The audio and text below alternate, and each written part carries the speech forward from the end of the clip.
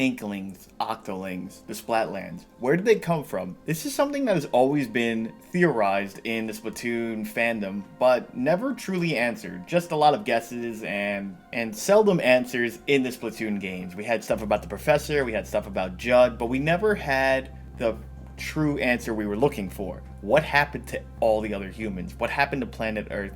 Why are the Inklings and Octolings roaming about? And really, how did they come to be? How did squids evolve into Inklings? And so, my name is Troyfu, and welcome to my Splatoon 3 Lore and Theory video. So in this video, spoiler warning to start it off, we're going to be talking about the end game, what is going to be in the future of Splatoon, who the potential bad guys for Splatoon 4 are going to be, and we're going to be discussing the Logbook, the Origins of Inklings and Octolings and the Splatlands, as well as a bunch of extra bonus content. But before I get into it, guys, don't forget to subscribe to the channel, help me out, don't forget to like, share the video, and if you like game theory videos, Mario Kaizo levels, or, walkthroughs and game explanation videos, please subscribe, help me out, and thank you, and enjoy the video. So I'm going to start with the most important logbook of them all, and that is Logbook 7, which is obtained after you complete, every single thing in the game and the secret kettle. Logbook 7 has to do with everyone's favorite and my favorite, Mr. Grizz, the anomaly, number 03. So a little bit of logbook spoilers before I fully go into Mr. Grizz's background is that, 1, Earth has been going on after about 5 to 10,000 years since Mr. Grizz has been on Earth when humans and mammals dominated. 2, Orca was built in Alterna from the last surviving human race. And 3, squids are the most important creature into recreating the Earth that Mr. Grizz and mammals need. They produce something called liquid crystals, which is why Mr. Grizz needs Captain Cuttlefish, and he says, "You will suffice, you're the only one I need." So Logbook 7 talks about a spaceship that had to leave Earth due to the events in Logbook 1, which will be discussed a little bit later on. And that spaceship, it had every species of Earth in it in a cold sleep, and it was looking for another new, Earth-like planet that they all can survive on. However, after it reached the end of the solar system, it ran into some debris, and the navigation system broke. The crew decided to just turn the ship around and go back. However, there was 2 problems. 1, there's no navigation system, and 2, there wasn't enough fuel to head back to Earth. So with that, the ship, the Arc Polaris, drifted throughout space aimlessly for 10,000 years. After eons had passed, luckily, the Arc Polaris got pulled into, Earth's gravity core, and re-entry was not kind to its inhabitants. In fact, upon re-entry, everyone on the Arc Polaris died except for Bear number 3. He was an experimental subject, and he had retained consciousness within his cold hibernation the whole time. So for 12,000 years, he was dreaming, he was plotting. And once he fully awakened, he came to a terrible realization. The Earth he knew, it was gone. It was dominated by sea creatures, and not a single mammal to be found. This he didn't like. As he was searching and searching for, any other mammal, he actually rebuilt the navigational system from the wreckage of the Arc Polaris, and he discovered this place called Alterna.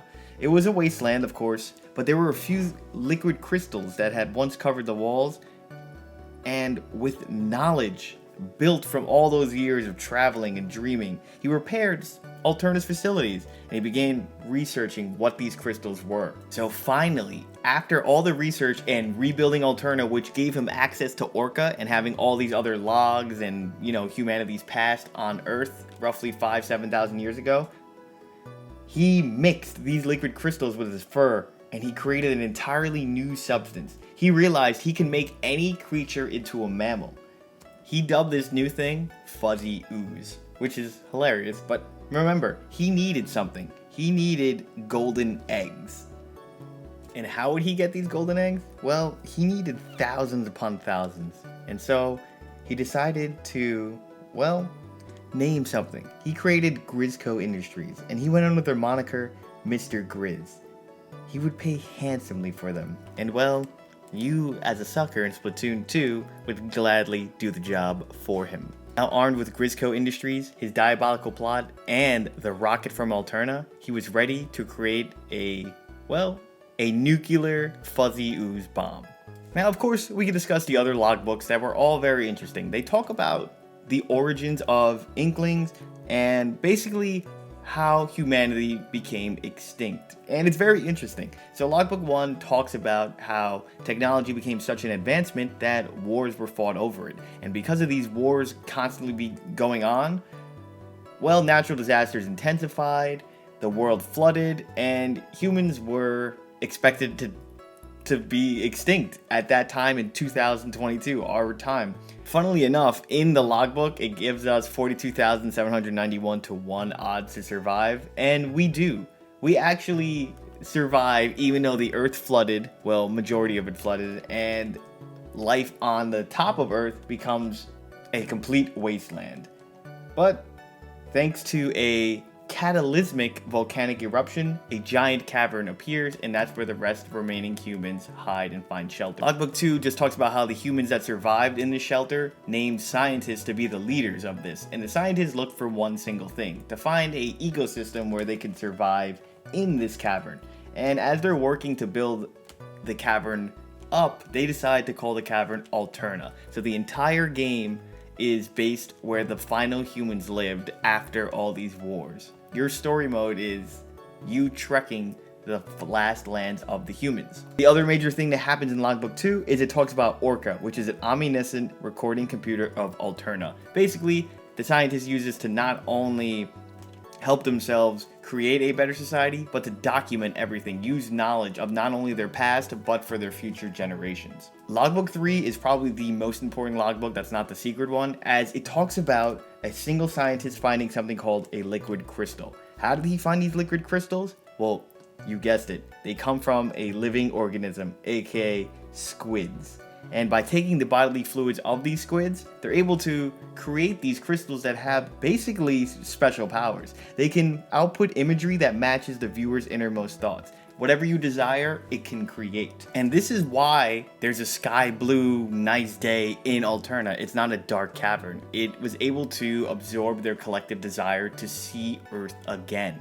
So, Logbook 4 talks about, well, it's a very dark logbook, as it talks about the fall of the last humans. Basically, the scientists became elder and they elected new officials, and these new officials were meant to lead the advanced civilization of Alterna. They had the same unquenchable thirst for innovation. These leaders were hand-chosen, and well, they were born and raised in Alterna. They were the first set of humans, or they were officially the humans that have never been born on Earth. They've only been in Alterna all their lives. And because of this, they were very restless as well. They built that space station. They believed they deserved to see what was on the Earth. The elders, who knew what awaited outside though, gave them warnings. However, these young scientists didn't care. With that, they constructed a massive rocket. And that rocket led to the end of humanity. As the rocket shot up, with its boosters, it caused a chain reaction and it overloaded the cavern's liquid crystals. Because of this, without warning, the stone walls of the cavern began to shatter. Crystals fell into the water. Debris started, well, raining down upon humanity. Alterna, the last civilization of once prosperous humanity, was no more, and those few who escaped the carnage would soon follow it with death. Logbook 5 talks about the, well, evolution, Darwinism of Inklings. Basically, all the debris that fell through, remember, it's made of liquid crystal. And there is seawater and marine life in Alterna, while majority of them, of course, live on Earth, as it is nearly 70 to 80% flooded. These crystals started falling in to the ocean, and well, the marine biolife that was in there repeatedly absorbed these crystals, and those crystals also absorbed and reflected humanity's wishes over the years. Little by little, squids, octopuses, and all of them took that into their body, and well, they began to feel something fresh. This was humanity's desire to return to Earth, and because of that impulse, they started to emerge from Alterna, and like humans, they strove for the surface. They got out of Alterna, and they finally set their sights on the surface world. Logbook 6, the final logbook you get without doing any of the secrets, talks about, well, the evolution of Inklings and their society. Basically, what happens is, as they refer the lands above now as the Splatlands, they also call the Alterna as the land of fresh beginnings. Here, marine life started to evolve. And as they were going upon Earth, more and more marine life creatures started to evolve as well. However, squids and octopuses soon turn out to be the apex series, as they distinguish themselves via intelligence and fresh vibes. But Orca says, flash forward 5,000 years later, a peculiar individual was born, and this one squid, well, he rose to fame in the Splatlands due to some unique characteristics. This individual was a prophet. He was the progenitor of modern day Inkling, and with that, he taught them civilization upon the cephalopodization. Not a real word, obviously, because they're cephalopods. But basically, this one squid evolved even further, and he became the one who laid the groundwork for everybody. That's how we got to our current land. 5,000 years later, the Splatlands of Splatoon that we play is after this logbook. So I wanted to talk about the Sunken Scrolls with me in person, because there's so much to go into this as well. There's not all 24 pages aren't as relevant, but I think the interesting thing is on the first page you could see that, well, that's Earth, that's Italy, that's Europe. I mean, we already know we're on Earth, but these are confirmed lands, and it's interesting to know that the Inklings, Octolings, and all the creatures absorbed some of the culture from each area they went to. The text is explaining how they prepare the same food but in completely different ways. And it's just really interesting to see that Italy, that your part has survived, as well as like the China, India, Asia side, where there's no confirmation on any other parts of Earth, as it is mostly flooded. So this could be the only land that's left, but it's still a lot of land. Page 2 is also really interesting because it talks about like the first Inklings. It says how they almost lost all the land, how it was almost washed away. And it's also in an Asian art style, a Japanese art style. It's just really funny to see that they kind of took that art, but it's also very interesting to see that, you know, the first Inklings, this is what they saw as they emerged from Alterna, and why they have these festivals, or why they have a festival.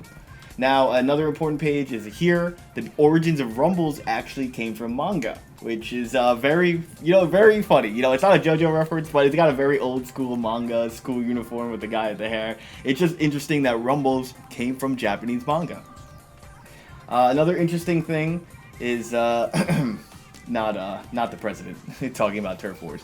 How they talk about salmonoids, they return to the ocean. There's a lot of creature evolution pages. I believe there's one other one we're going to see later on about crustaceans. But yeah, it'll talk about these kind of things where creatures still, you know, they long for their innate desires. Now, this one's super cool for Shiver fans, as I think these are called Hanafora cards from what I can recall. And well, it looks like Shiver based her design and appearance on these cards. She has the shark, who's her master. She's got the same blue hair. In fact, this card could be based on her or vice versa. It's just a very interesting thing to see. Now, the next page, I believe, with the crustaceans. If I could read, if anybody knows how to translate Inkling writings or Splatoon's like special text, there's a lot of untapped potential here. Here they talk about crustaceans, why they grew a lot more in the Splatlands versus other areas you go to. But here's another interesting thing. They have the internet, which is kind of cool. I mean, maybe it was always around, but they have their own type of like Instagram. They have their own shop pages and all that. And well, you know, internet is an access to a lot of knowledge. And we already know that the Inklings are, and Octolings are, you know, smart people. They also have labor unions, alright? See here, they got the promotion to Captain of Pay Grade 33. So it's funny to see how new Squid Week has to follow, like, government kind of laws. But, yeah. I guess he went back to being a captain, so he's not ex-cap anymore. And this is the most important lore page of all of them, page 21. This talks about, this is a squid. A dried out remains of a squid. So here it goes. Seems there are instructions on how to mummify an Inkling. Maybe in olden times, Inklings thought if they preserved their bodies after death, they could be revived someday. But that's, well, there's no way this is a real one stuck here, right? No, of course it isn't, right? But we know that this is a squid from our time on Earth, that they squeezed out the juices and were able to make that liquid crystal, which is what powers all of Alterna. It's just crazy to see. And this is this is an Inklings thoughts of writing up what this is. It's just it's crazy. It's crazy. Anybody who is looking for information on Splatoon 2 girls, there you go, off the hook. And of course, Judd. And now the most important page, the other question going to be answered. Who's the DLC bad guys or the future bad guys in 4? Right here could be the answer. These guys scratched out. They're clearly from here. Might be in Splatoon 3 DLC. The names: Nishio Aranda, alias. Poison Rug, alias. Ranchi Yu, alias. They were in these areas in the game. Their subject name, Marigold. They were looking for something. That's why they were scattered all around. But we don't know what their true name is, what their true purpose is. My guess, these guys are DLC bad guys, you know, or maybe some sort of type of expansion going on. Who knows? Because the only reason why I'm saying they're current game bad guys is because they look like Inklings and Octolings. You know, they don't remind me of Mr. Grizz.